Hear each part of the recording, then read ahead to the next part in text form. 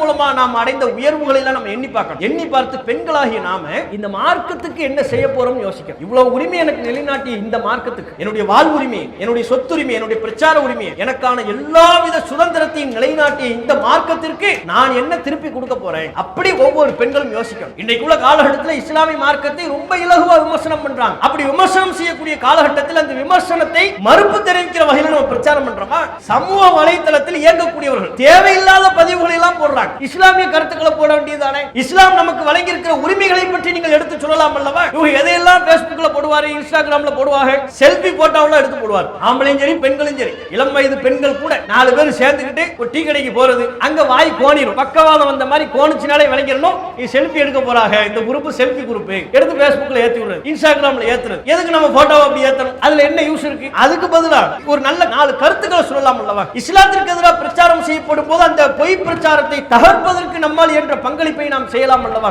இஸ்லாமிய மார்க்கம் நமக்கு வழங்கி இருக்கிற உரிமையை நம்ம நிலைநாட்டும். இப்ப நம்ம சொன்ன இந்த விஷயம்லாம் முஸ்லிம்கள் நமக்கு நல்லாவே தெரியும். முஸ்லிம் அல்லாதவர்களுக்கு நம்ம கொண்டு போய் சேர்க்கணும். இஸ்லாத்துல பெண்களுக்கு எந்த அடிமைத்தனமும் இல்லைங்க. ஹிஜாப்லாம் எங்களுக்கு நல்லதுங்க, எங்க கண்ணியமான ஆடை இது என்று நாம சொல்லணும், நீங்க சொல்லணும். இந்த மார்க்கத்தால் ஒரு பெண்ணாக நான் அடையக்கூடிய நன்மை என்ன என்பதை நீங்கள் முஸ்லிம் அல்லாத மக்களுக்கு சொன்னால்தான் இஸ்லாமிய மார்க்கத்தின் மீது சொல்லப்படுகிற பழிச்சொற்கள் துடைத்து எறியப்படும். அன்புக்குரிய சகோதர சகோதரிகளே, இஸ்லாத்தின் மீது சொல்லப்படுகிற பொய்யான குற்றச்சாட்டுகளில் ஒன்று இஸ்லாம் பெண்களின் உரிமையை பறிக்கின்றது என்பார்கள்.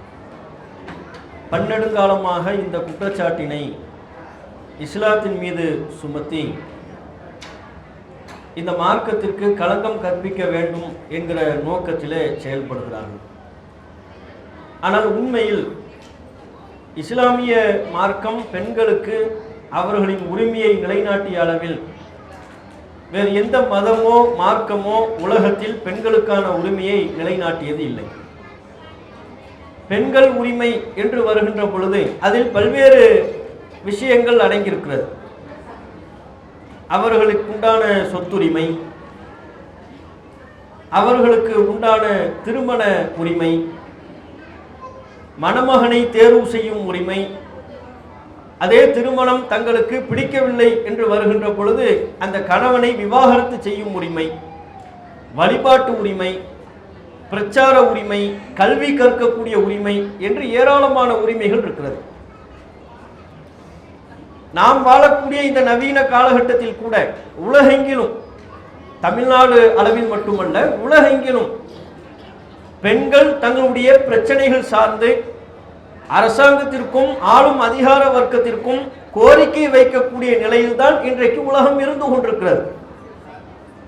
நம்முடைய தமிழ்நாட்டில் கூட பெண்கள் தங்களுடைய தந்தையின் சொத்தில் தங்களுக்கு பங்கு வேண்டும், கணவனின் சொத்தில் தங்களுக்கு பங்கு வேண்டும் என்பதை நீண்ட நெடுங்காலத்திற்கு பிறகு பல்வேறு சட்ட போராட்டங்களை நடத்திதான் ஒரு 50 ஆண்டுகளுக்குள்ளாகத்தான் அதை பெற முடிந்தது, சட்டப்பூர்வமாக அதை பெற முடிந்தது என்கிற நிலையில் பார்க்கிறோம். எதற்கு?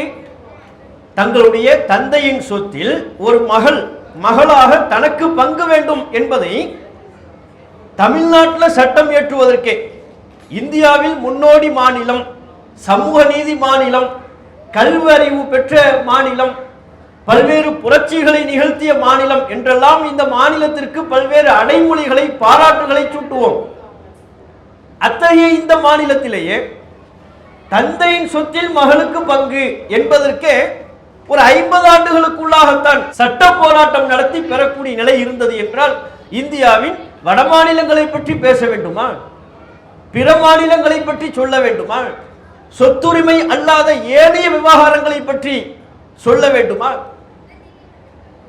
என இஸ்லாம் எந்த காலகட்டத்தில் பெண்களுக்கான உரிமைகளை நிலைநாட்டியது என்பதை அறிந்து கொள்வதற்கு முன்பு இன்றைக்கும் பெண்கள் நாட்டில், உலகத்தில், தமிழ்நாட்டில் எப்படி நடத்தப்படுகிறார்கள், ஒரு 50 ஆண்டுகளுக்குள்ளாக, ஒரு 100 ஆண்டுகளுக்குள்ளாக பெண்களுக்கான உரிமைகள் எந்தெந்த விதத்தில் எல்லாம் பறிக்கப்பட்டது என்பதை நாம் சிந்திக்கின்ற பொழுதுதான் இஸ்லாம் என்பது எந்த அளவில் பெண்களுக்கான உரிமைகளை நிலைநாட்டி உள்ளது என்பதை நாம் புரிந்து கொள்ள முடியும்.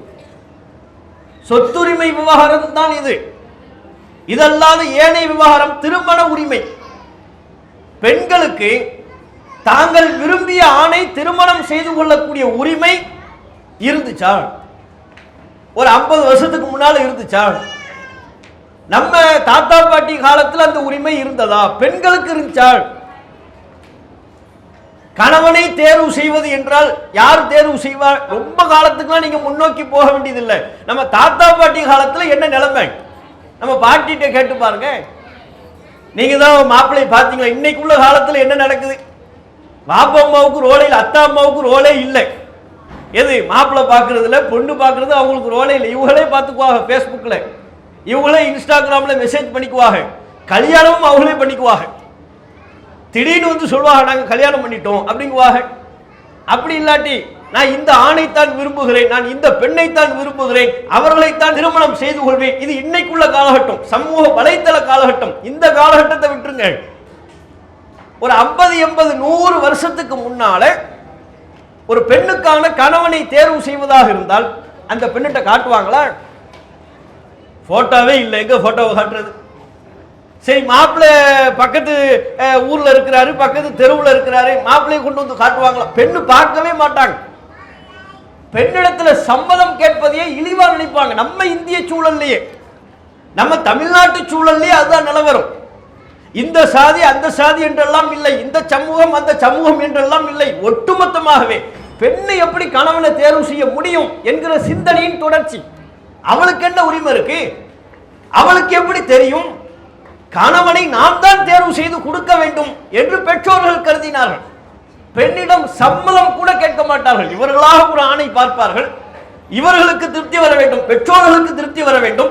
திருப்தி வந்து விட்டால் பெண்ணிடம் ஒரு வார்த்தை கூட கேட்க மாட்டார்கள். இந்த மாப்பிள்ளை பார்க்கிறது, பொண்ணு பார்க்கிறது அதெல்லாம் அடுத்த சமாச்சாரம். இந்த மாப்பிள்ளைய உனக்கு பிடிச்சிருக்குதா கேட்க மாட்டாங்க. அவட்ட என்ன கேட்கறதுக்குவாங்க. இதுதான் இந்திய சமூகம், இதுதான் தமிழ்நாட்டு சூழல். மேலை நாடுகள் வேண்டுமானால் ஒரு 50, 80 வருடங்களுக்குள்ளாக வேற நிலை இருந்திருக்கலாம். தமிழ்நாட்டில், இந்தியாவில் இதுதான் சூழல். அப்ப திருமணம் செய்வதற்குரிய உரிமை இல்லை. பெற்றோரா பார்த்து இந்த ஆணத்தை கல்யாணம் பண்ணணும் அப்படின்னு சொன்னா முடிஞ்சு போச்சு. கல்யாணம் பண்ணியாச்சு, 2 பேருக்கு மத்தியில் மனப்பொருத்தம் இல்லை, விவாகரத்து செய்யக்கூடிய உரிமை இருந்துச்சால்? அதை இந்த சமூகம் எளிமைப்படுத்தி இருந்ததால் விவாகரத்தை பண்ணக்கூடாதுங்கிறது தான் இந்திய சமூகத்தின் நிலை. நாமெல்லாம் அதுல ஒரு ஆளுதான். இந்து சமூகத்தின் நிலையும் இந்திய சமூகத்தின் நிலையும் என்ன? விவாகரத்து கூடாது. நாமெல்லாம் அரபு நாட்டு இறக்குமதி கிடையாது. இதே இந்தியாவில், இதே தமிழ்நாட்டில் ஏதேனும் ஒரு சாதிய படிநிலைகள் இருந்துதான் இந்த மார்க்கத்தை ஏற்றுக்கிட்டோம். வேறு வார்த்தையில் சொல்வதாக இருந்தால் இந்துவாக இருந்துதான் இஸ்லாத்தை ஏற்றுக்கொண்டோம் நம்முடைய மூதாதையர்கள்.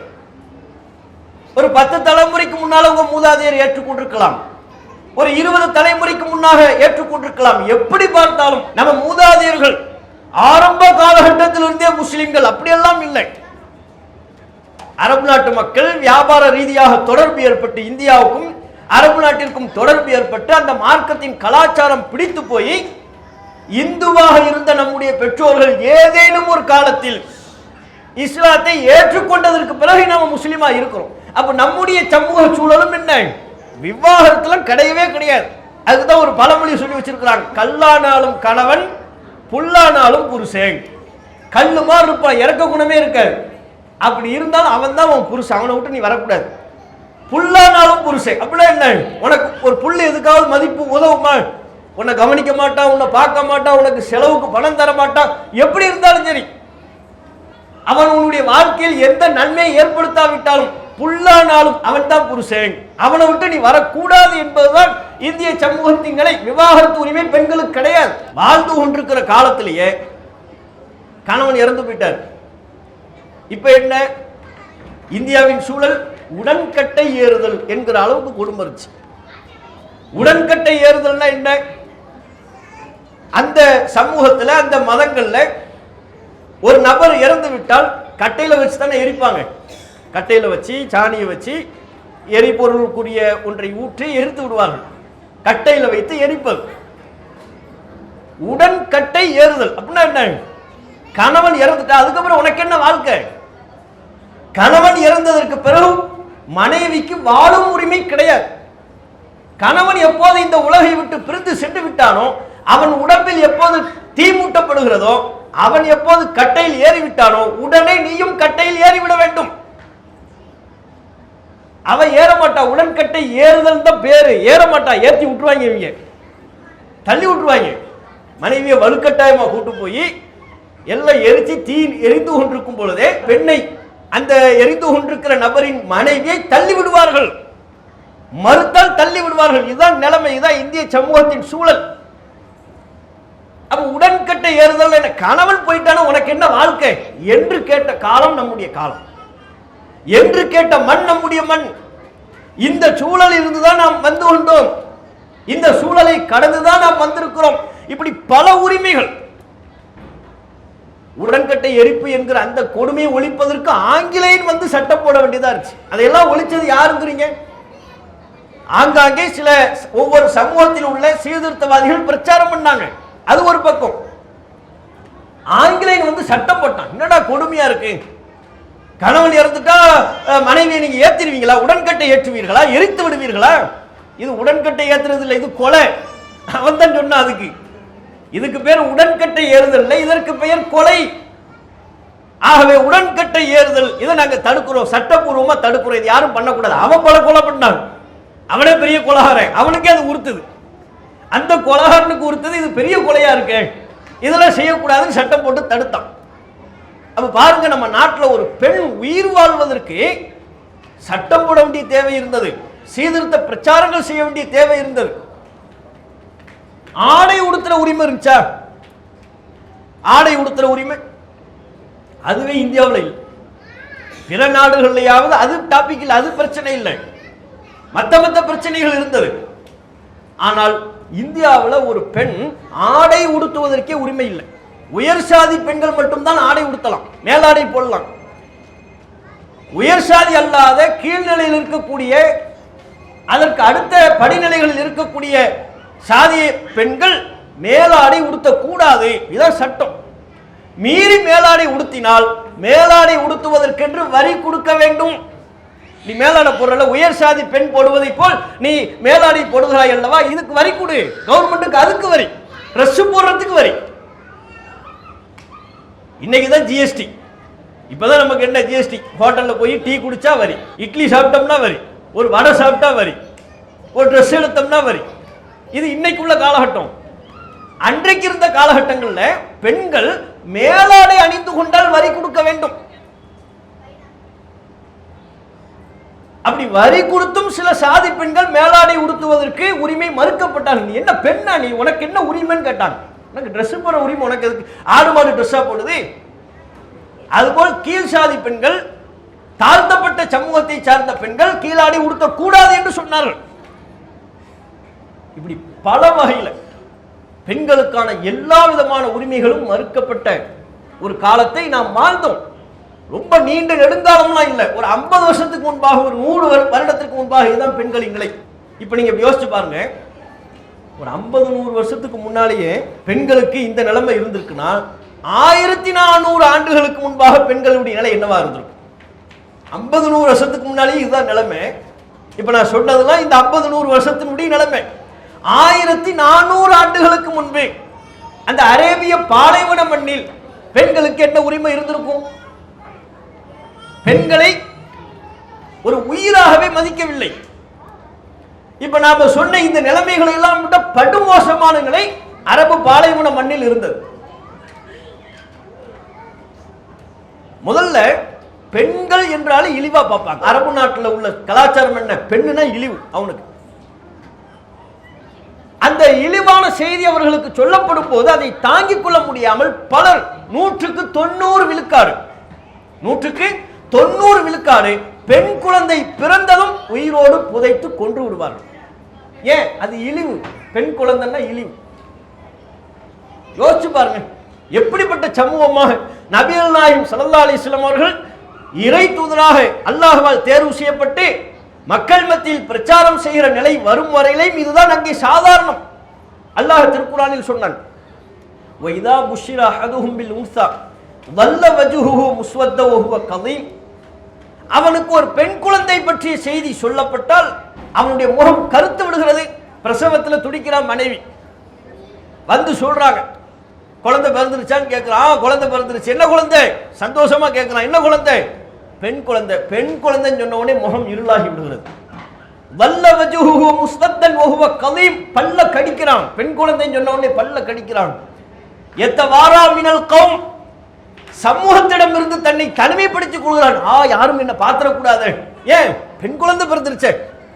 பெண் குழந்தை பிறந்த இழிவு, என்னை யாரும் பார்த்து விடக்கூடாது, நான் விரைவாக போய் மறைந்து கொள்ள வேண்டும். யத்தவாரா மினல் கௌம், தன் சமூகத்திடம் இருந்து தன்னை மறைத்துக் கொண்டான். மா புஷ்ரபிஹி, அவனுக்கு சொல்லப்பட்ட அந்த செய்தியினால், அயும்சிகுஹு அலா ஹூனின் அம் யதுசுஹு ஃபித் துராப், என்ன செய்வது? தடுமாறினாலும் இழிவோடு இந்த பெண் குழந்தையை வைத்து வாழ்வதா? இழிவோடு, கண்ணியத்தோடு அல்ல, இழிவோடு இந்த பெண் குழந்தையை வைத்து வாழ்வதா? அம் யதுசுஹு ஃபித் துராப், அல்லது மண்ணில் புதைத்து விடுவதா? இந்த ரெண்டு தான் சாய்ஸ். ஒண்ணே அவன் நம்ம பிள்ளையா வளர்ந்தா நமக்கு இழிவு தான், காலத்துக்கு இழிவு, இதுதான் அவங்களுடைய மனோநிலை. அல்லது உயிரோடு புதைத்து விடுவது, என்ன செய்ய அப்படின்னு யோசிப்பான். அதுல 90 விழுக்காடு மக்கள் உயிரோடு புதைத்து கொண்டு விடுவார்கள். அதனால்தான் திருக்குர்ஆன் சொன்னது, வைதல் மௌஊதத்து சுஇலத், ஒவ்வொரு புதைக்கப்பட்ட பெண் குழந்தையும் எழுப்பப்படுவாள், கேள்வி கேட்கப்படுவாள். பி ஐயி தம்பின் குத்திலத், என்ன பாவத்திற்காக இவள் கொல்லப்பட்டாள் சொல்லுங்க அப்படின்னு கேட்பான் அல்லாஹ். மறுமை நாள்ல எந்தெந்த பெண் குழந்தை எல்லாம் உயிரோடு புதைக்கப்பட்டதோ அந்த குழந்தைகளை எழுப்பி அல்லாஹ் கேட்பானாம், இந்த பெண் குழந்தை என்ன பாவம் செய்தது, எதற்காக உயிரோடு நீங்கள் கொன்றீர்கள்? விடமாட்டேங்குவான் அல்லாஹ். இது அரபு தேசத்துல. நம்ம நாட்டிலையும் சமீப காலம் தௌஹீது பிரச்சாரம் வருவதற்கு முன்பு வரையிலையும் பெண் குழந்தை பிறந்தா அவனுக்கு சோகமான செய்தி. பிரசவத்துல கேட்பாரு, ஆம்பளை பிள்ளையா பொம்பளை பிள்ளையான்னு கேட்பாரு. ஆம்பளை பிள்ளைன்னா துள்ளி குதிப்பார், சாக்லேட்டு அது இதுன்னு விளம்புவார். ஸ்வீட்டு கடைக்கு போய் ஸ்வீட்டா கிலோ கணக்கில் வாங்கி எல்லாருக்கும் சொந்த பந்தங்களுக்கெல்லாம் கொடுப்பார். பெண் குழந்தை சொல்லிட்டோம் நீங்க கீழே தலையை தொங்கப்பட்டுருவார். அல்லாஹ் சொல்கிற அதே அடையாளம் இழிவோடு. எங்க ஊர்ல திருநெல்வேலி சைடுல எல்லாம் முன்னாலேக்கு தான் நிலைமை. பிரசவத்துக்கு இருப்பாங்களா, இந்த வயசானவங்கெல்லாம் இந்த குழந்தை பிறந்த செய்தி யாருக்கு என்ன குழந்தைன்னு கேட்கும்போது என்ன குழந்தையான்னு கேட்பாங்க. அது வரையும் சந்தோஷமா சிரிச்சுக்கிட்டே பேசுவாங்க. என்ன குழந்தை? பெண் குழந்தை. பெண் குழந்தையா? அப்படியே முட்டாக்கு போட்டு கவலைப்பட்டுக்கிட்டே போயிடுவாங்க. ஏன்? பெண் குழந்தைன்னா கவலை, பெண் குழந்தைன்னா இழிவு. ஆனால் இஸ்லாம் 1400 ஆண்டுகளுக்கு முன்பே பெண் குழந்தை என்பது நற்செய்தி என்று சொன்னது. வைதா புஷ்ஷிர, பெண் குழந்தைனா உனக்கு நற்செய்தி, பாது சுப செய்தி. நபிகள் நாயகம் ஸல்லல்லாஹு அலைஹி வஸல்லம் அவர்கள் இந்த கலாச்சாரத்தை ஒழித்து பெண் குழந்தை வளர்ப்பதை ஆர்வம் எடுத்தார்கள், ஆர்வம் ஊட்டினார்கள். எவர் ஒருவர் 2 பெண் குழந்தைகளை பெற்றெடுத்து நல்ல முறையில் வளர்த்தெடுத்து அழகிய முறையில் கல்வியை புகட்டி பராமரித்து வருகிறார்களோ அவர்களுக்கு அல்லாஹ் மறுமை நாளில் சொர்க்கத்தை பரிசாக வழங்குவான் என்று நபிகள் நாயகம் ஸல்லல்லாஹு அலைஹி வஸல்லம் அவர்கள் சொன்னார்கள். கூட்டத்திலிருந்து கேள்வி, அல்லாஹ்வின் தூதரே, ஒரு பெண், நீங்க 2 பெண் சொன்னீங்க, ஒரு பெண்ணை பராமரித்து வளர்த்தெடுத்தால் இதே சிறப்பு கிடைக்குமா? நபிகள் நாயகம் சொன்னார்கள், ஆம், ஒரு பெண் குழந்தையை பெற்றெடுத்து அந்த பெண்ணுக்கு ஒழுக்கத்தை சொல்லி அழகிய முறையில் வளர்த்தெடுத்தால் நாளை மறுமை நாளில் அவர் சுவனம் செல்வார் என்று நபிகள் நாயகம் சொன்னார்கள். அப்படி சொன்னதின் விளைவாக பெண் குழந்தைகளை போட்டி போட்டு வளர்த்தார்கள். பெண் குழந்தையை இழிவாக பார்க்கிற சூழல் மாறி போய் கண்ணியமாக உயர்வாக பார்த்தார்கள். இப்ப நம்ம சொன்னோம்ல, பெண் குழந்தையை உயிரோடு புதைச்சாங்க. ரசூலுல்லாஹ்வுடைய பிரச்சாரத்தின் ரிசல்ட்டை நீங்க பாருங்க. ஹிஜ்ரி 7 ஒரு சம்பவம். ரசூலுல்லாஹ் உம்ரா போயிட்டு வர்றாங்க. ஹுதைபியாவில் தடுக்கப்பட்டாங்கல்ல, அதற்கடுத்த ஆண்டுல இருந்து போகலாம் என்று ஒப்பந்தம் ஏற்படுத்தப்பட்டதல்லவா. அதனால ஹிஜ்ரி 6 ஹுதைபியா உடன்படிக்க அடுத்த வருஷம் உம்ரா பண்ணிட்டு வர்றாங்க. உம்ரா பண்ணிட்டு வரும் பொழுது நீங்க பார்க்கணும், மக்காவில் சில முஸ்லிம்களின் குடும்பம் அங்கே தங்கி இருக்கிறார்கள். ஹிஜ்ரத் பண்ணி வந்தவங்க அவங்களுடைய குடும்பம் மதீனாவில் இருக்கிறாங்க. எப்படி பார்த்தாலும் மதீனாவில் உள்ள முஸ்லிம்களின் சில சொந்த பந்தங்கள் மக்காவில் இருக்கிறாங்க. உம்ராவெல்லாம் முடிச்சுட்டு ரசூலுல்லாஹ்வுடைய தோழர்கள் சஹாபாக்கள் வந்தவங்க எல்லாம் போறாங்க, மதீனாவுக்கு போறாங்க. போகும்போது ஒரு பெண் பிள்ளை, போகும்போது ஒரு பெண் குழந்தை ரசூலுல்லாஹ் பார்த்துக்கிட்டே வருது. அந்த குழந்தை யாரு? உஹது போர்க்களத்தில் கொல்லப்பட்ட ஷஹீதான ஹம்சா அவர்களுடைய மகள். ரசூலுல்லாஹ்வும் சொந்தம். அப்படியே ஹம்சா ரசூலுல்லாஹ் பார்த்துட்டே வராங்க. ஹம்சாவுடைய மகன், தகப்பனார் கொல்லப்பட்டார், தகப்பனார் இல்லை, இப்போ உயிரோடு இல்லை, தாய் மட்டும்தான். அந்த பிள்ளை வருது, பார்த்த உடனே உடன் யார் இருக்கிறார்? அலி அவர்கள் இருக்கிறாங்க. அலி அவர்கள் என்ன செய்யறாங்கன்னா, அந்த பெண் குழந்தையை தாய் எடுத்துக்கிட்டார். நான் இந்த பெண் குழந்தையை வளர்ப்பேன். ஏன்? என்னுடைய சிறிய தகப்பனாரின் மகள், சின்னப்பா பொண்ணு. யாருக்கு? அலி அவர்களுக்கு. அப்ப அலி அவர்கள் சொல்றாங்க, அந்த பெண் குழந்தையை தூக்கி வாரி தூக்கிட்டாங்க. இந்த பிள்ளையை நான் தான் வளர்ப்பேன், என்னுடைய சின்னப்பா பிள்ளை, என் பிள்ளை மாதிரி நான் வளர்ப்பேன். அலி அலி அவர்களிடமிருந்து அந்த சபையில் இருக்கிற ஜாஃபர் என்கிற நபித்தோழர், ஜாஃபர் இப்னு அபி தாலிப், அவர் புடுங்குறார். அலிட்ட இருந்து அந்த பெண் குழந்தை யார் புடுங்குறார்? ஜாஃபர் புடுங்குறார். நான் தான் வளர்ப்பேன். ஜாஃபர் அவர்களுக்கும் அலி அவர்களுக்கும் என்ன சம்பந்தம், என்ன உறவு முறை? சகோதரர். அலி இப்னு அபி தாலிப், ஜாஃபர் இப்னு அபி தாலிப், ரெண்டு பேருமே யாருடைய பிள்ளைங்க? அபூ தாலிபின் பிள்ளைகள். ரெண்டு பேருமே அபூ தாலிபின் பிள்ளைகள். அண்ணன் தம்பி தான் இப்ப பிரச்சனை. அண்ணன் தம்பி ரெண்டு பேரும் போட்டி போடுறாங்க. நான் வளர்ப்பேன், எனக்கும் சின்னப்பா பிள்ளை தானே, நான் வளர்க்கிறேன் அப்படின்னு அலிட்டு இருந்து. ஸெய்து இப்னு ஹாரிஸான் இன்னொரு நபித்தோழர், மூணாவது கேரக்டர். இப்ப மூணாவது ஆள் அவர் என்ன செய்றாரு? அந்த ரெண்டு பேர்ட்ட இருந்து இல்ல இல்ல ஏட்ட தாங்க அப்படின்னு அவர் கேட்கிறார். நான் தான் வளர்ப்பேன், நான் தான் வளர்ப்பேன். மூணு பேருக்கும் போட்டி. அலி, ஜாஃபர், ஸெய்து இப்னு ஹாரிஸா, மூணு பேர் போட்டி. ரசூலுல்லாஹ் பார்க்குறாங்க, இந்த போட்டியை பார்த்துட்டு என்னப்பா, இல்லை நான் தான் வளர்ப்பேன். ஒவ்வொருத்தவங்களும் ஒவ்வொரு காரணம். அலி அந்த காரணத்தை சொல்லிட்டார். என்னுடைய சின்னப்பா பிள்ளை நான் வளர்க்குறேன். அவர் ஜாஃபர், எனக்கும் சின்னப்பா பிள்ளை தானே. அதோட இன்னொரு பாயிண்ட சொல்றார். அல்லாஹ்வின் தூதரே, இந்த பெண்ணுடைய தாயாரின் சகோதரி, அதாவது இந்த சின்ன பிள்ளையினுடைய சின்னம்மா, அந்த சின்னம்மாவை நான் தானே கல்யாணம் பண்ணியிருக்கிறேன் அப்படிங்கிறார். அந்த குழந்தையினுடைய சின்னம்மாவை நான் கல்யாணம் பண்ணியிருக்கிறேன். அப்போ அந்த குழந்தை ஏன்டத்தானே வரணும். அவங்க சின்னம்மா ஏன்டத்தானே இருக்கிறாங்க, என்னிடத்துல மனைவியா இருக்கிறாங்க. அவங்களுடைய சின்னம்மாவை, தாயின் சகோதரியை நான் கல்யாணம் பண்ணியிருக்கிறேன், ஏன்ட கொடுங்க அப்படிங்கிறார். ஸெய்து கேட்கிறாரு, கூட பிறந்தாத்தா சகோதரர்களா? யாரு இது? ஸெய்து. அலியும் ஜாஃபர் அவர்களும் கூட பிறந்தவங்க, அதை வச்சு தானே பேசிட்டு இருந்தாங்க. ஸெய்து சொல்றாரு, கூட பிறந்தாத்தா சகோதரர்களா?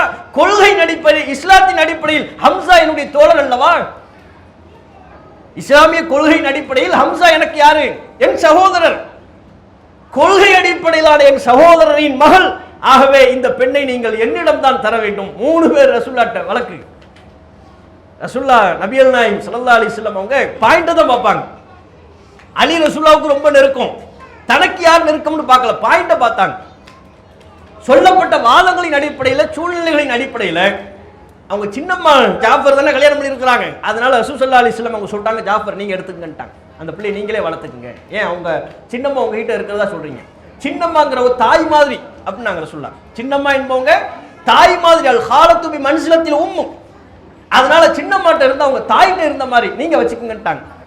அலிட்ட சொன்னாங்க, அலி நீங்க நம்ம கிட்ட ரொம்ப நெருக்கமான ஆளு, நீங்க ஒன்றும் தப்பா நினைச்சுக்காதீங்க. அலிட்ட ஸெய்துட்ட, ஸெய்த் பல நேரத்தில் என்ன மாதிரியே நீங்க இருக்கிறீங்களே அப்படிங்கிறாங்க. ஸெய்துட்ட ரெண்டு பேரையும் கொஞ்சம் ஆறுதல் படுத்துறாங்க. என்னுடைய குணமும் என்னுடைய தோற்றமும் செய்தவர்களை உங்களிடத்தில் இருக்கிறது அப்படின்னா என்ன, நீங்களும் வருத்தப்படாதீங்க அப்படின்னு. அப்ப அலி அவர்களையும் ஆறுதல் படுத்தி விட்டு, ஸெய்த் அவர்களையும் ஆறுதல் படுத்தி விட்டு யார்கிட்ட கொடுத்தாங்க? ஜாஃபர் அவர்களிடத்துல அந்த ஹம்சா அவர்களுடைய மகளை நபிகள் நாயகம் ஸல்லல்லாஹு அலைஹி வஸல்லம் அவர்கள் ஒப்படைத்தார்கள். இது புகார்ல பதிவு செய்யப்பட்ட ஹதீஸ். இங்க நம்ம பார்க்க வேண்டியது, ரசூலுல்லாஹ் பிரச்சாரம் செய்வதற்கு முன்பு உள்ள சூழல் என்ன? பெண் குழந்தை பிறந்தால் இழிவு, பெண் குழந்தையை உயிரோடு புதைப்பது. அல்லாஹ்வின் தூதர் பிரச்சாரம் செய்த சிறிது காலகட்டத்திலேயே பெண் குழந்தையை வளர்ப்பதற்கு போட்டி போட்டுக் கொண்டு வளர்த்தார்கள். நீ நான் என்று போட்டி போட்டுக்கொண்டு வளர்த்தெடுக்கக்கூடிய ஒரு சமூகம் அங்கே உருவானது. இதை பெண் உரிமையை நபிகள் நாயகம் ஸல்லல்லாஹு அலைஹி வஸல்லம் அவங்க நிலைநாட்டுறாங்க. சொத்துரிமையை கொடுத்தாங்க. இன்னைக்கு சட்டத்தில் தானங்க வருது. சட்டத்தில் உள்ளது கூட இன்னைக்கு நடைமுறையில் இல்லையே.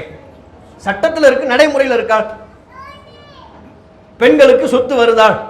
தந்தையின் சொத்திலிருந்து பங்கு வருதா? இங்க இருக்கக்கூடிய எத்தனை பேர் தந்தையின் சொத்திலிருந்து பங்கு வாங்கணும்? ரொம்ப சொற்பமானவர்கள், எண்ணி விரல் விட்டு எண்ணி சொல்லிடலாம். அதிகமா நிலவரம் என்ன? பெண்களுக்கு சொத்து, அவளுக்கு எதுக்கு சொத்து? அதான் கல்யாணம் பண்ணி கொடுக்குறோம்ல அப்படிங்கிறாங்க. ஏன் கல்யாணம் பண்ணி கொடுத்துட்டா முடிஞ்சு போச்சா? அது அவங்களுடைய கடமை. ஆம்பளை படிக்க வைக்க தானே செய்யறாங்க. பொம்பளைய கல்யாணம் பண்ணி கொடுத்தோம்னு ஒரு காரணம் சொல்றாங்க, ஆம்பளையை படிக்க வைக்கிறது இல்லையா? அப்ப ஆம்பளைக்கு ஒரு விதமான செலவு இருக்கு, ஆண் பிள்ளை பிறந்தால் அவளுக்கு ஒரு விதமான செலவு இருக்கு, பெண் பிள்ளை பிறந்தால் பெண்களுக்கு ஒரு விதமான செலவு. அது இரண்டுமே தந்தையின் கடமை. கடமையை சொல்லி அவளுக்கான உரிமையை மறுத்து விடக்கூடாது. அவனை நான் எவ்வளவு கஷ்டப்பட்டு கல்யாணம் பண்ண தெரியுமா, நீ போய் சொத்துல பங்கு கேட்கலாமா சொல்லக்கூடாது. சொத்து பங்கு என்பது அவளுக்கான உரிமை. அவளுக்கு ஏனைய நேரங்களில் செலவு செய்ததெல்லாம் தந்தையினுடைய கடமை. அதனால சொத்துல பங்குங்கிறது தனி உரிமை. அது நபிகள் நாயகம் ஸல்லல்லாஹு அலைஹி வஸல்லம் அவர்கள் 1400 ஆண்டுகளுக்கு முன்பே யார் யாருக்கு எவ்வளவு பங்கு தெளிவா சொல்லிட்டாங்க. தந்தையின் சொத்துல மகளுக்கு எவ்வளவு பங்கு, பிள்ளையின் சொத்துல தாயா இருக்கும் போது அப்பா அவளுக்கு எவ்வளவு பங்கு, ஒரு கணவனுக்கு மனைவியாக இருக்கின்ற பொழுது மனைவிக்கு எவ்வளவு பங்கு, ஒரு பெண் எந்தெந்த வடிவம் எடுப்பாலும் தந்தைக்கு மகளாக, கணவனுக்கு மனைவியாக, பிள்ளைக்கு தாயாக, ஒரு சகோதரனுக்கு சகோதரியாக, என்னென்ன நிலை எடுப்பாலும் அத்தனை நிலையிலையும் பெண்களுக்கான உரிமையை, சொத்துரிமையை நபிகள் நாயகம் நிலைநாட்டினார்கள். தாய்க்கு இவ்வளவு, மனைவிக்கு இவ்வளவு, சகோதரிக்கு இவ்வளவு, குறிப்பிட்ட சூரத்தில் குறிப்பிட்ட நிலையில் சொத்துல பங்கு கொடுத்தாங்க, நிலைநாட்டினாங்க. இன்னைக்கு அதுவே பெரிய கேள்விக்குறியா இருக்கு. சொத்துல பங்கு கொடுக்கிறதே பெரிய கேள்விக்குறியா இருக்கு. திருமண உரிமை, கணவனை தேர்வு செய்யக்கூடிய உரிமை பெண்ணுக்கு உண்டு. அதை தாண்டி கல்யாணம் பண்ணிட்டாங்களா, விவாகரத்து செய்யக்கூடிய உரிமையும் பெண்ணுக்கு உண்டு என்கிற அனைத்து உரிமையும் நபிகள் நாயகம் ஸல்லல்லாஹு அலைஹி வஸல்லம் அவர்கள் நிலைநாட்டினார். ரசூலுல்லாஹ்ட்ட ஒரு பெண் வழக்க கொண்டு வர்றாங்க. என்ன வழக்கு? என் தந்தை எனக்கு திருமணம் பண்ணி வச்சுட்டாரு, ஆனா இந்த திருமணத்தில் எனக்கு உடன்பாடு இல்லை, எனக்கு விருப்பம் இல்லை, எனக்கு இந்த கணவரை பிடிக்கல அப்படின்ட்டாங்க. அப்படியா, ஒரு சம்மதம் கேட்கலையா? இல்லை என்ற கேட்கலையா, விருப்பத்தை மீறி கல்யாணம் பண்ணிட்டாங்க. இந்த திருமணத்தை நான் ரத்து செய்கிறேன் என்று நபிகள் நாயகம் ஸல்லல்லாஹு அலைஹி வஸல்லம் சொன்னாங்க. ஒரு ஜமாத்தின் தலைவரா, ஒரு சமூகத்தின் தலைவராக, இறை தூதராக நபிகள் நாயகம் ஸல்லல்லாஹு அலைஹி வஸல்லம் அவர்கள் எடுத்த முடிவு என்ன? இந்த திருமணத்தை நான் ரத்து செய்கிறேன். ஏன்? அவ சம்மதம் இல்லாமல் நீங்க எப்படி கல்யாணம் பண்ணி வைப்பீங்க? அவ சம்மதம் வேணும். நீங்கள் வழி, நீங்கள் பொறுப்பாளர், அவ்வளவுதான். ஒரு மகளுக்கு தந்தை பொறுப்பாளர், ஒரு சகோதரிக்கு ஒரு அண்ணன் பொறுப்பாளர். அதை தாண்டி அவளுக்கு திருமணம் செய்து வைப்பதாக இருந்தால் அவளின் சம்மதம் தான் ஃபர்ஸ்ட் அடிப்படை.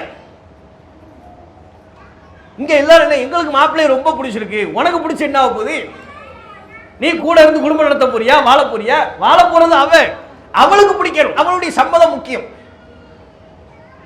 நபிகள் நாயகம் ஸல்லல்லாஹு அலைஹி வஸல்லம் அவர்கள் திருமணத்துக்கு பெண்ணின் சம்மதம் முக்கியம் என்று சொன்னார்களா, அதே போல் விவாகரத்து உரிமையையும் நபிகள் நாயகம் ஸல்லல்லாஹு அலைஹி வஸல்லம் அவங்க பெண்களுக்கு கொடுத்திருக்கிறாங்க. இஸ்லாத்துல விவாகரத்து உரிமை பெண்ணுக்கு வழங்கப்பட்டிருப்பதை போல உலகத்துல எங்கேயுமே கிடையாது. நீங்க மேலை நாடுகள்ல கூட இப்படி பார்க்க இயலாது. அவ்வளவு உரிமை பெண்களுக்கு இந்த திருமண மேட்டர்ல, விவாகரத்து உரிமையில. ஒரு பெண் ரசூலுல்லாஹ்ட்ட வர்றாங்க, அல்லாஹ்வின் தூதரே, என் கணவரை குண ரீதியாக நான் குறை சொல்வதற்கு தயாரில்லை, தங்கமான ஆள். எப்படி பேச்ச ஆரம்பிக்கிறாங்க? என் கணவரை குண ரீதியாக குறை சொல்வதற்கு நான் ஆள் இல்லை, ஏன்? தங்கமான ஆள். ஆனால் அவரோடு சேர்ந்து வாழ்வதை நான் வெறுக்கிறேன். அப்படின்னா என்ன அர்த்தம்? காரணம் சொல்ல முடியாதுன்னு அர்த்தம். ஆள்லாம் நல்ல ஆளு தான், அவரோடு சேர்ந்து வாழ நான் விரும்பல, வேற எதுவும் பெருசா என்கிட்ட கேட்காதீங்கன்னு அர்த்தம். ரசூலுல்லாஹ்ட்ட வந்து சொல்றாங்க, அவரோடு நான் சேர்ந்து வாழ்வதை வெறுக்கிறேன், எனக்கு விவாகரத்து தாங்கன்னு கேட்கிறாங்க. இப்ப நம்ம வாழக்கூடிய இந்த சூழல்ல இப்படி ஒரு பெண்ணு வந்தா என்ன, யாரா இருந்தாலும் சரி உட்கார்ந்து மணிக்கணக்காக பேச வேண்டியதா இருக்கும். ஏன் அப்படி சொல்றீங்க, என்ன காரணம்னு சொல்லுங்க. ஏன் இன்னைக்குள்ள காலகட்டத்தில் பொருந்தா காரணங்கள் சூறி, பொருந்தாத காரணங்களை எல்லாம் வைத்துக்கொண்டு, காரணமே இல்லை அவற்றையெல்லாம் ஒரு காரணமாக உருவாக்கி கொண்டு விவாகரத்து கோரக்கூடிய நிலைமை அதிகரித்து விட்டது. அன்னைக்கு காரணம் இருந்துச்சு, அவங்களுக்கு சொல்ல முடியல, அதான் காரணம். காரணம் இல்லாம இல்லை, காரணம் இருந்துச்சு, சொல்ல முடியல. ஆனா இன்னைக்கு காரணமே இல்லை. திருமணமாகி 2 மாசத்துல ஜமாத்துல வழக்கு, எவ்வளவு விவாகரத்து வழக்கு வருதுங்கிறீங்க, எவ்வளவு விவாகரத்து வழக்கு. திருமணமாகி 2 மாசத்துல அவர் கேரக்டர் எனக்கு பிடிக்கல, 2 மாசத்துல என்ன கேரக்டர் பிடிக்கல, அது எப்படி தெரியும்? அவர் வர்றார் 2 மாசம், அந்த பொண்ணு நடத்த சரியில்லை பாய், என்னங்க நடந்துச்சு சொல்லுங்களேங்க. இல்லை பாய் அது சரிப்பட்டு வராது பாய், இங்க பிரிச்சு விட்டுருங்க. ஒரு பெண்ணு வர்றாங்க, ஜமாத்துல ஏதோ கொடுப்பீங்களாமா, அது எனக்கு சீக்கிரம் தாங்கன்னு கேட்குறாங்க. ஜமாத்துல கொடுப்போமா, என்ன கொடுப்போம், அதை குழாய் கொடுப்பீங்களாமா, குழாய் இல்லைம்மா அது குழா, அதைத்தான் சீக்கிரம் தாங்க எங்களுக்கு. இது எதுமா அடுப்புல இருக்கிற மாதிரியும் அடுப்புல சட்டியில ஊத்துன தோசை மாவு மாதிரி என்ன கேட்குறாங்க, ஜமாத்துல ஏதோ கொடுப்பீங்களாமே அந்த குழாயை தாங்க சீக்கிரம். எப்படி இல்லை இப்படிங்கிறதுக்குள்ள குழா கொடுக்கணும், இப்படிங்கிறதுக்குள்ள தலா கொடுக்கணும், இப்போ உள்ள காலம். அப்ப காரணமே இல்லை. ஆனா அன்னைக்கு அவர்களுக்கு காரணம் இருந்தது, அதை சொல்லக்கூடிய நிலையில இல்லை. ரசூலுல்லாஹ் பார்த்தாங்க, நீ ரொம்ப மணிக்கணக்கா தம் கட்டி பேசணுங்கிற அவசியம் இல்லை, புரிஞ்சுக்கிட்டேன், அவரோட சேர்ந்து வாழ முடியாது.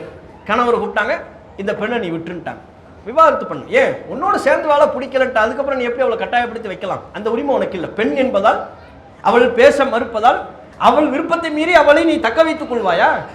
உன்னோடு இருக்க வேண்டும் என்று நிர்பந்திப்பாயா? அப்படி நிர்பந்திக்கிற உரிமை நமக்கு இல்லை. அவளுக்கு நம்மை விட்டு பிரிந்து செல்லக்கூடிய உரிமை உண்டு, அவளை நீ விவாகரத்து செய் என்று நபிகள் நாயகம் ஸல்லல்லாஹு அலைஹி வஸல்லம் சொன்னாங்க. எப்படிப்பட்ட உரிமைகள் நிலைநாட்டப்படுது? கோர்ட்டுக்கெல்லாம் போனோம்னா விவாகரத்து கிடைக்குமா? இஸ்லாத்துல இவ்வளவு உரிமை இலகுவாக்கப்பட்டிருக்கு, அதை மிஸ்யூஸ் பண்றோம் நிறைய பேர், ஆணும் சரி பெண்ணும் சரி. கோர்ட்ல அந்த உரிமையே கிடையாது.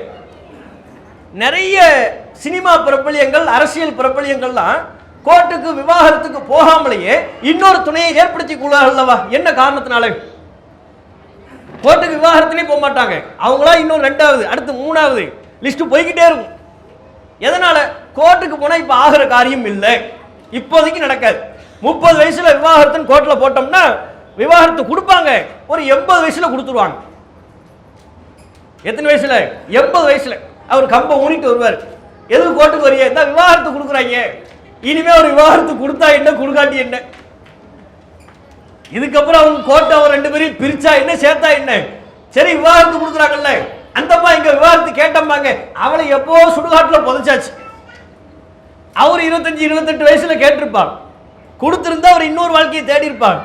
அவளை 70 வயசுல சுடுகாட்டுல புதைச்சிட்டு இவரை 80 வயசுல கிழவனை ஆக்கிட்டு அதுக்கப்புறம் கோர்ட்டு உங்கள் இருவரையும் நாங்கள் பிரித்து வைக்கிறோம். இதுக்கப்புறம் பிரிச்சா என்ன, சேர்த்தா என்ன? இதான் கோர்ட்டு நடைமுறை, இந்திய நடைமுறை. ரசூலுல்லாஹ் அங்க கிட்ட வந்து சொல்றாங்க, சொன்னதும் புரிஞ்சுக்கிட்டாங்க, ஓ ஏதோ ஒரு காரணம் இருக்கு, சபையில் சொல்லத்துக்கு அந்த அம்மா தயங்குது, ஆனா காரணம் வேலிட் ரீசன் தான். கணவரை கூப்பிடுறாங்க, பிரிச்சிருங்கன்ட்டாங்க, விவாகரத்து கொடுத்துருங்க, ஏமா நீ இதான் இருமா, அதுக்கப்புறம் வாழ்க்கையை நீ தேடிக்கமா. இஸ்லாத்துல எல்லாங்க திருமணம் செய்துவிட்டு கணவன் இறந்து விட்டாலோ அல்லது கணவன் விவாகரத்து செய்து விட்டாலோ மறுமணம் இருக்குல்ல, மறுமணம், அது இஸ்லாம் அளவிற்கு எளிமைப்படுத்தப்பட்ட மாதிரி வேறு எங்கேயுமே எளிமைப்படுத்தப்படலை. மறுமணம், கணவன் இறந்துட்டார் அல்லது கணவன் விவாகரத்து கொடுத்துட்டார், இப்ப அந்த பெண்ணுக்கு இன்னொரு வாழ்க்கை இருக்குல்ல. கணவன் விவாகரத்து பண்ணிட்டு அதோட அந்த பெண்ணின் வாழ்க்கை முடிஞ்சிருச்சா? திருமண வாழ்க்கை முடிஞ்சிருச்சா? கணவன் இறந்து போயிட்டு அதோட அந்த பெண்ணின் வாழ்க்கை முடிஞ்சிருச்சா? அதற்கு பிறகு அந்த பெண்ணுக்கு ஒரு வாழ்க்கை இருக்கு, ஒரு ஆணுக்கு வாழ்க்கை இருக்குல்ல. ஒரு ஆண் விவாகரத்து பண்ணிட்டா ஊர் உலகத்துல எல்லாரும் 1 வருஷம் கூட ஆயிருக்காது. ஏன்? இந்த பக்கம் விவாகரத்து ப்ராசஸ் ஓடிக்கிட்டு இருக்கும் போது இந்த பக்கம் பொண்ணு பார்க்குற ப்ராசஸ் ஸ்டார்ட் ஆயிரும். ஆணுக்கு நடக்குதா இல்லையா? இறந்துட்டாங்க, ஆணுக்கு சோகம் தான், இல்லாமலாம் இல்லை. 1 வருஷம், 1 வருஷத்துக்கு அப்புறம் அவங்க அப்பா, அவங்க அம்மா, அவங்க அண்ணா, அவங்க தம்பி, அவங்க நண்பர்கள் எல்லோரும் அந்த ஆணை அவனுக்கு விருப்பம் இல்லாவிட்டாலும் கூட நச்சரித்து இன்னொரு கல்யாணம் பண்ணுப்பா, என்னப்பா இப்படி இருக்கிற, கல்யாணம் பண்ணு, பொண்ணு பார்க்கணும் நாங்க என்று சொந்த பந்தங்கள், முற்றார் உறவினர்கள், நண்பர்கள் அனைவரும் வலியுறுத்தி அந்த ஆணை இன்னொரு திருமணம் செய்ய வைக்கிறார்கள்.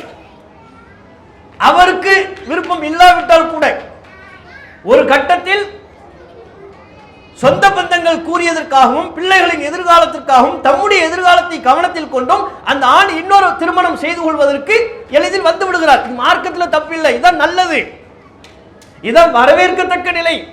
ஆனா இந்த நிலை பெண்களுக்கு இருக்கான்னு யோசிச்சு பாருங்க. இந்த நிலை பெண்களுக்கு இருக்கா? மறுமணம் இதே மாதிரி பெண்களுக்கு இலகுவா இருக்கா? ஆண் இறந்து போயிட்டாரு, ஆண் விவாகரத்து பண்ணிட்டானா அந்த பெண்ணின் மறுமணத்தை பற்றி பேசுவதற்கு குடும்பத்தில் ஆள் இருக்கா?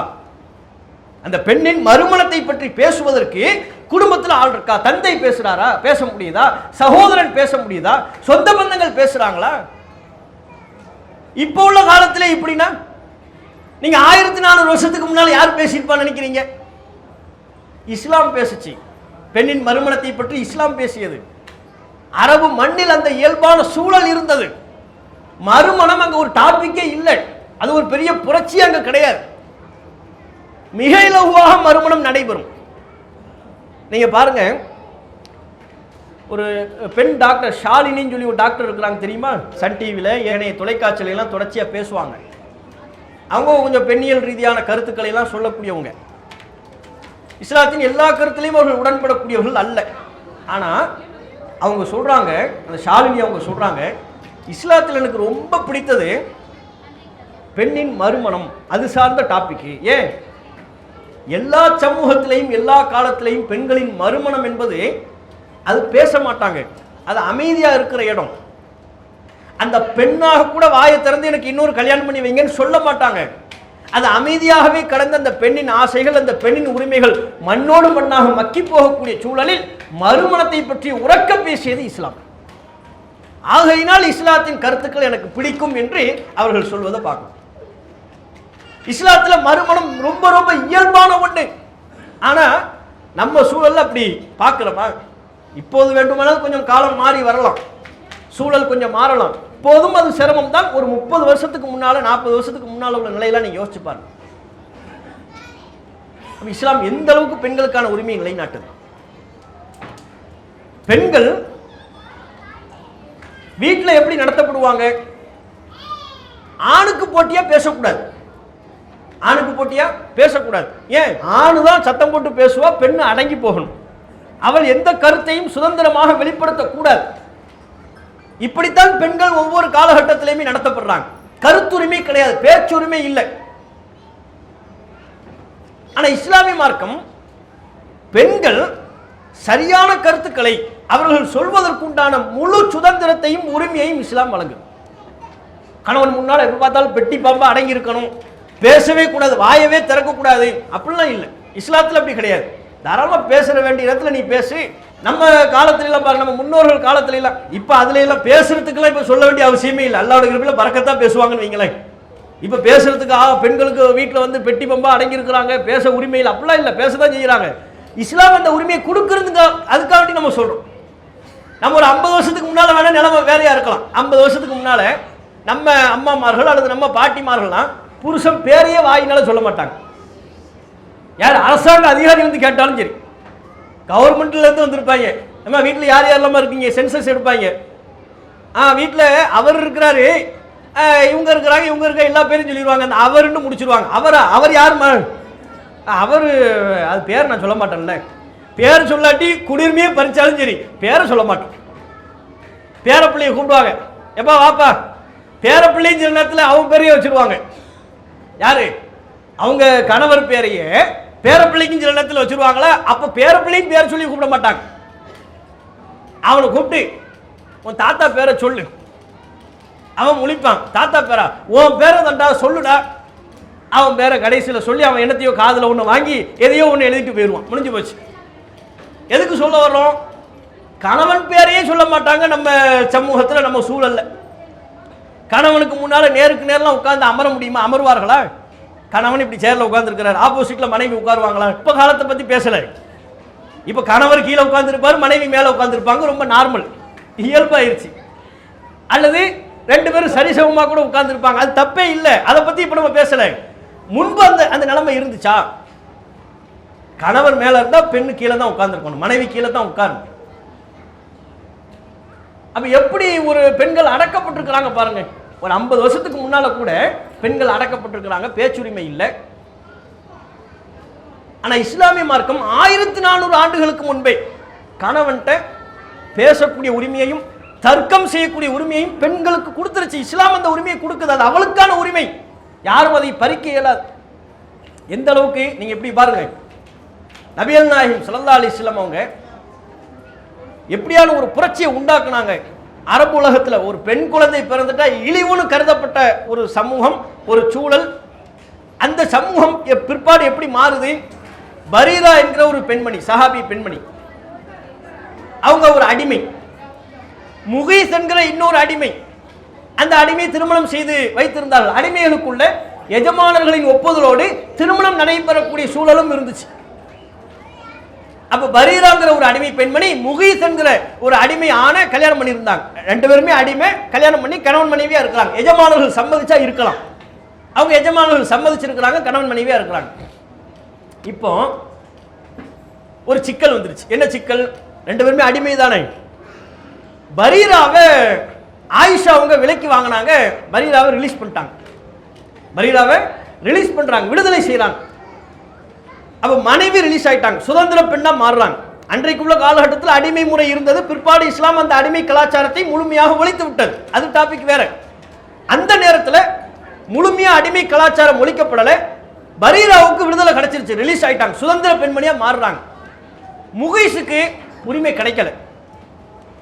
சுதந்திரம் ஆன உடனே பரீரா அவங்க நினைக்கிறாங்க, இனிமே இவர் கூட நம்ம ஏன் வாழணும், நமக்கு தான் ஒரு புது லைஃப் ஸ்டார்ட் ஆகுதுல்ல. அப்ப நான் என்னுடைய வாழ்க்கையை புதிய கோணத்தில் நான் மறுபடியும் புதுசாக நான் ஸ்டார்ட் பண்றேன்.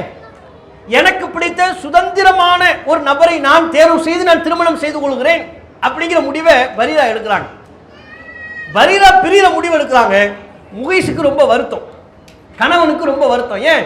அவர் இந்த பெண்மணியோட ரொம்ப அட்டாச் ஆயிட்டார். எப்ப பாரு பரீரா பரீரானே சொல்லிக்கிட்டு இருக்கிறார், ரொம்ப பிரியமா பேசிக்கிட்டு இருக்கிறார். ஒரு கட்டத்தில் ரசூல்லா பார்க்குறாங்க, என்னடா ரெண்டு பேரும் பிரிய போறாங்க.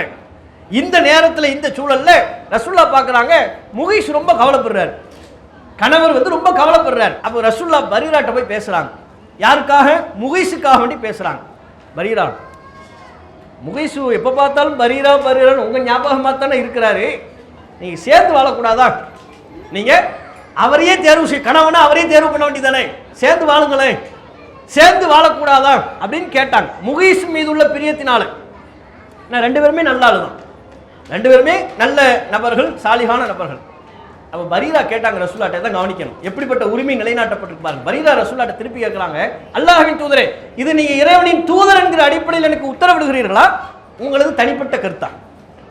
உங்களது தனிப்பட்ட கருத்தா? நீங்க அல்லாஹ்வுடைய தூதர் அந்த கோணத்தில் எனக்கு உத்தரவிடுகிறீர்களா, அல்லது மனிதன் என்கிற முறையில் எனக்கு ஒரு பரிந்துரை நீங்கள் செய்கிறீர்களா? என்ன ரெண்டுல எது? என்ன ரசூலுல்லாஹ் ரெண்டு நிலையுமே இருக்குல்ல. ரசூலுல்லாஹ் அல்லாஹ்வுடைய தூதர், திடீர்னு மார்க்க உத்தரவுகளை பிறப்பிப்பார்கள், தனிப்பட்ட மனிதராக இருந்து கொண்டு சுயமான கருத்துக்களையும் சொல்வார்கள். இரண்டில் எது? ரசூலுல்லாஹ் பரீராட்ட சொன்னாங்க, இன்னமான அஷ்ஃபஉ, இது மார்க்க சட்டம்லாம் இல்லை, நான் தூதரா பேசலாமா, இப்போ நான் ஒரு மனுஷனா தான் பேசுறேன், என்னுடைய தனிப்பட்ட கருத்து, தனிப்பட்ட பரிந்துரை தான் நான் சொல்கிறேன். உங்க பரிந்துரையா? லா ஹாஜத லீ ஃபீஹி, அப்படின்னா எனக்கு இது தேவையில்லை. நீங்க அல்லாஹ்வுடைய தூதராக ஒன்றை சொன்னால் அதை நான் பற்றி பிடிப்பேன், அதில் தான் என்னுடைய வாழ்வு இருக்கிறது, அதில் தான் என்னுடைய உயர்வு இருக்கிறது ஒவ்வொருவருக்கும். நீங்க அல்லாஹ்வுடைய தூதராக சொன்னாதை நான் கேட்பேன். உங்க தனிப்பட்ட கருத்து, உங்கள் சுய கருத்து, அதில் எனக்கு எந்த தேவையும் இல்லை. முகைஸை விட்டு நான் பிரிவது தான் அப்படின்ட்டாங்க. முடிஞ்சு போச்சு. பாருங்க, பெண் குழந்தை பிறந்தா இழிவு, பெண் குழந்தை பிறந்தால் அவர்களுக்கு சோதனை, கவலை, பெண் குழந்தையை உயிரோடு புதைக்கிறது. அப்படிப்பட்ட ஒரு கலாச்சாரம் கொண்ட சமூகம் பிற்பாடு எப்படி மாறுது? அல்லாஹ்வின் தூதர்ட்டியே உரையாடுறாங்க, அல்லாஹ்வின் தூதர்ட்டியே வாக்குவாதம் பண்றாங்க. நீங்க தூதரா சொல்றீங்களா, தனிப்பட்ட நபரா சொல்றீங்களா, எந்த கோணத்தில் சொல்கிறீர்கள்? தனிப்பட்ட நபரா, இந்த கருத்து எனக்கு தேவையில்லைன்னாங்க. இந்த அளவுக்கு இஸ்லாமிய மார்க்கத்தில் பெண்களுக்கான உரிமை நிலைநாட்டப்பட்டிருக்கு. இப்போ நாம் என்ன பார்க்கணும்னா, இப்படி ஏராளமான உரிமைகள், வழிபாட்டு உரிமை, கல்வி கற்கிற உரிமை, பேசக்கூடிய உரிமை, இவ்வளோ உரிமைகளை வழங்கியிருக்கிற இந்த இஸ்லாமிய மார்க்கத்தின் பலன்களை நாம் அன்றாடம் அனுபவித்துக் கொண்டிருக்கிறோம். நமக்கு மற்றவங்க பட்ட கஷ்டத்தை நம்ம பார்த்தா தான் இஸ்லாம் நமக்கு எந்த ஒரு உயர்நிலையை தந்திருக்குது, இந்த இஸ்லாத்தினால் நான் எந்த அளவுக்கு பலன் அடைகிறேன் என்பதை புரிய முடியும். வரதட்சணையை ஒழிச்சதெல்லாம் இஸ்லாம் நமக்கு செஞ்ச ஒரு பெரும் பேர் அல்லவா? நம்ம காலத்தில் கல்யாணம் பண்ணுறதா இருந்தால் வரதட்சணை எவ்வளோ அநியாய கொடுமையெல்லாம் இருந்துச்சு. ஒரு 30 வருஷத்துக்கு முன்னால் கல்யாணம் பண்ணுறது அவ்வளோ சாமானியமா? நம்ம அம்மாமார்கள், அவங்களுடைய அம்மா, நம்முடைய பாட்டிமார்கள் எல்லாருமே திருமணம் எப்படி வரதட்சணை கொடுத்து தான் கல்யாணம். மகருங்கிற ஒரு டாபிக்கே கிடையாது. மகர் கொடுப்பாங்க, எவ்வளவு? 101 ரூபா, 101 ரூபா மகர். 101 ரூபா மகர் கொடுக்கும்போது வரதட்சணை எவ்வளவு தெரியுமா? 50,000. 50,000 அங்கிருந்து வரதட்சணையை வாங்கிட்டு, அது பணமா மட்டும், அது போக நகை எல்லாம் வேற. மகர் எவ்வளவு? 101 ரூபா. 101 ரூபாயை வச்சுக்கிட்டு என்ன பண்றது? இன்னும் சில பேர் ரொம்ப பெருந்தன்மையா இருந்தாங்கன்னா 501 ரூபா போட முடியும். அங்கிருந்து வர்றது 50,000. அந்த 50,000 இவர் கொடுக்குற மகரை 501. அந்த 1 ரூபா பிச்சை காசு எதுக்கு தெரியல, அதை வச்சு என்ன பண்றது தெரியல. ஒரு சடங்கு 101, 501, அதை தாண்டி மகர் கிடையாது. 501 தாண்டி மகர் கிடையாது. ஆனா வரதட்சணை 50,000 அப்பமே. இப்போம்லாம் நீங்க பிற சமூகத்தில் எப்படி கல்யாணம் நடக்குதுன்னு பாருங்க. பிற சமூகத்தில் கல்யாணம் வரதட்சணைன்னா எவ்வளவு தெரியுமா? கிலோ கணக்கில் நகை, லட்சக்கணக்கில் பணம், அது போக வீடு, மாப்பிள்ளைக்கு வீடு, மாப்பிள்ளைக்கு பைக்கு, வீட்டுக்கு தேவையான பொருள், கட்டில், ஃப்ரிட்ஜு, வாஷிங் மிஷினு எல்லாம் எல்லாம் பேக்கப். மாப்பிள்ளையை காசு கொடுத்து வாங்குறது தான். கிட்டத்தட்ட அவன் அமேசானில் வாங்கி விற்கிற மாதிரி தொகை கொடுத்து அவனை வாங்கியாச்சு, பர்ச்சேஸ் பண்ணியாச்சு. யாரு பர்ச்சேஸ் பண்றா? பொண்ணு வீட்டில் உள்ளவங்க பர்ச்சேஸ் பண்ணிட்டாங்க. அவனை வாங்குறதுக்கு பதிலாக இவ்வளவு கொடுக்குறாங்க, கொடுத்து வாங்குறாங்க. அவன் திருமணம்னா அவன் எவ்வளவு சிரமப்படுறான். சொத்தை விற்கிறாங்க. அவன் பிற சமூகத்தில் ஒரு பெண்ணுக்கு திருமணம் செய்வதற்கு சொத்தை விற்கிறார்கள். அந்த நிலைமை நம்ம சமூகத்தில் இருக்கா? நம்ம அப்படி கஷ்டப்படுறோமா? 30 வருஷத்துக்கு முன்னால கஷ்டப்பட்டோம். இஸ்லாத்தின் நமக்கு நிலைநாட்டப்பட்ட உரிமையை மக்கள் மத்தியில் சொல்லியதற்கு பிறகு, எடுத்து பிரச்சாரம் செய்ததற்கு பிறகு நம்ம கஷ்டமா? திருமணம் எவ்வளவு எளிமையா போயிருக்கு. எந்த அளவுக்கு நிலைமை தலைகீழாக மாறுகிறது. ஒரு பெண்ணு ஆணிடத்துல கேட்கிறான், மகர் எவ்வளவு கொடுப்பீங்க? அவன் சொல்றான், ஒரு 2 லட்சம் ரூபாய் தர்றேன். 2 லட்சம் பத்தாது, 3 லட்சம் டிமாண்ட் பண்றான் பெண்ணு. 4 லட்சம். அவன் விழிப்பிதுங்கி நிக்கிறான். பாய், இதுக்கு எதிராக ஒரு பிரச்சாரம் பண்ணுங்க பாய். எது மகர் ரொம்ப கூடுதலா கேட்கிறாங்க, நகையெல்லாம் கேட்கிறாங்க. பவுன் கணக்கில் இப்போ தங்கம் விற்கிற விலைக்கு ஒரு பவுன்லாம் நான் போட முடியுமா? அதுக்கு எதிராக பிரச்சாரம் பண்ணுங்க பாயின்னு சொல்லக்கூடிய நிலைமை மாறுது இல்லை. வரதட்சணை இன்றைக்கு நம்ம சமூகத்தில் இழிவா பார்க்கப்படுற நிலைமா இருக்கு. அப்படியே ஒளிச்சு மறைச்சி பேசி, நைஸா பேசி, வரதட்சணை நீங்க தரணும், அது சொல்லக்கூடாது, யார்ட்டையும் சொல்லிடக்கூடாது, சொல்லாம தரணுங்கிற அளவுக்கு நிலைமை மாறுது இல்லை. அப்ப இஸ்லாத்தின் மூலமா நாம் அடைந்த நன்மைகள், இஸ்லாத்தின் மூலமா நாம் அடைந்த உயர்வுகளை எல்லாம் நம்ம எண்ணி பார்க்கணும். எண்ணி பார்த்து பெண்களாகிய நாம இந்த மார்க்கத்துக்கு என்ன செய்ய போறோம்னு யோசிக்கிறோம். இவ்வளவு உரிமை எனக்கு நிலைநாட்டிய இந்த மார்க்கத்துக்கு, என்னுடைய வாழ்வுரிமை, என்னுடைய சொத்துரிமை, என்னுடைய பிரச்சார உரிமை, எனக்கான எல்லாவித சுதந்திரத்தையும் நிலைநாட்டிய இந்த மார்க்கத்திற்கு நான் என்ன திருப்பி கொடுக்க போறேன்? அப்படி ஒவ்வொரு பெண்களும் யோசிக்கணும். இன்றைக்குள்ள காலகட்டத்தில் இஸ்லாமிய மார்க்கத்தை ரொம்ப இலகுவா விமர்சனம் பண்றாங்க. அப்படி விமர்சனம் செய்யக்கூடிய காலகட்டத்தில் அந்த விமர்சனத்தை மறுப்பு தெரிவிக்கிற வகையில் நம்ம பிரச்சாரம் பண்றோமா? சமூக வலைத்தளத்தில் இயங்கக்கூடியவர்கள் தேவையில்லாத பதிவுகளை எல்லாம் போடுறாங்க. ஒன்னும் தேவை இருக்காது, அதையெல்லாம் போட்டுக்கிட்டு இருக்கிறாங்க. இஸ்லாமிய கருத்துக்களை போட வேண்டியதுதானே? இஸ்லாம் நமக்கு வழங்கி இருக்கிற உரிமைகளை பற்றி நீங்கள் எடுத்து சொல்லலாம் அல்லவா? இவங்க எதையெல்லாம் பேஸ்புக்கில் போடுவாரு, இன்ஸ்டாகிராம்ல போடுவாங்க, செல்ஃபி போட்டோவெல்லாம் எடுத்து போடுவார். ஆம்பளையும் சரி பெண்களும் சரி, இளம் வயது பெண்கள் கூட 4 பேர் சேர்ந்துக்கிட்டு ஒரு டீ கடைக்கு போறது, அங்க வாய் கோணிரும். 4 பேருக்கு வாய் கோணிச்சு, பக்கவாதம் வந்த மாதிரி கோணிச்சினாலே விளங்கிடணும் நீ செல்ஃபி எடுக்க போறாங்க, இந்த குரூப் செல்ஃபி குரூப். இப்படி போயிடும். இப்படி போய் இப்படி செல்ஃபி எடுத்துக்குவாங்க, எடுத்து ஃபேஸ்புக்கில் ஏற்றி விடுறது, இன்ஸ்டாகிராமில் ஏற்றுறது. எதுக்கு நம்ம ஃபோட்டோவை அப்படி ஏற்றணும்? அதில் என்ன யூஸ் இருக்கு? அதுக்கு பதிலாக ஒரு நல்ல 4 கருத்துக்களை சொல்லலாம் அல்லவா? இஸ்லாத்திற்கு எதிராக பிரச்சாரம் செய்யப்படும் போது அந்த பொய் பிரச்சாரத்தை தகர்ப்பதற்கு நம்மால் என்ற பங்களிப்பை நாம் செய்யலாம் அல்லவா? இப்போ இஸ்லாமிய மார்க்கம் நமக்கு வழங்கியிருக்கிற உரிமையை நம்ம நிலைநாட்டணும். இப்போ நம்ம சொன்ன இந்த விஷயம்லாம் முஸ்லிம்கள் நமக்கு நல்லாவே தெரியும். முஸ்லீம் அல்லாதவர்களுக்கு நம்ம கொண்டு போய் சேர்க்கணும். இஸ்லாத்தில் பெண்களுக்கு எந்த அடிமைத்தனமும் இல்லைங்க. ஹிஜாப்லாம் எங்களுக்கு நல்லதுங்க, எங்க கண்ணியமான ஆடை இது என்று நாம சொல்லணும், நீங்க சொல்லணும். இந்த மார்க்கத்தால் ஒரு பெண்ணாக நான் அடையக்கூடிய நன்மை என்ன என்பதை நீங்கள் முஸ்லிம் அல்லாத மக்களுக்கு சொன்னால்தான் இஸ்லாமிய மார்க்கத்தின் மீது சொல்லப்படுகிற பழிச்சொற்கள் துடைத்து எறியப்படும். இந்த மார்க்கத்தை பிரச்சாரம் செய்யக்கூடிய நன்மக்களாக அல்லாஹ் ரப்புல் ஆலமீன் நம்ம அனைவரையும் ஆக்கி அருள் புரிவானாக என்று கேட்டு என்னுடைய உரையை நிறைவு செய்து கொள்கிறேன். வாஹிர் தவானாம் அல்ஹம்துலில்லாஹி ரப்பில் ஆலமீன். அஸ்ஸலாமு அலைக்கும் வரஹ்மத்துல்லாஹி வபரகாத்துஹு. அல்லாஹு அக்பர், அல்லாஹு அக்பர்.